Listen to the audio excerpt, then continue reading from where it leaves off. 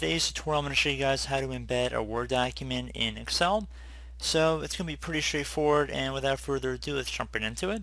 So we're going to start by left clicking on the Insert tab on the top of Microsoft Excel, and then you want to go ahead and left click on Object, and now you want to head over to the text group, and you want to go ahead and left click on where it says Object. So the little window screen here says Object when you're hovering over it. You want to left click on that. So you want to left click on Create from File, and now I actually have the file on my desktop, so I'm going to left click on Browse. I'm going to upload it.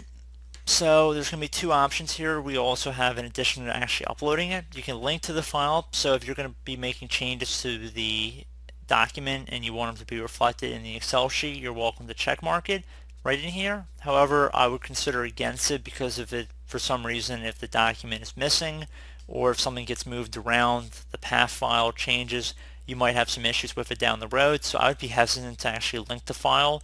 Instead, you're just really uploading the file in its current state. And the second option, I actually would probably check mark in here to display as icon. So it'll look as a little Word icon, so people can just double click on it. It looks a little neater. And then just left click on OK. And there you go, guys. So I'm just going to drag it over wherever I want, and then if you try double clicking on it, it should open up the Word document that's now been embedded into Excel.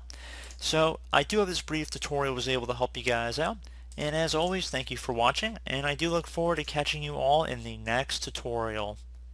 Goodbye.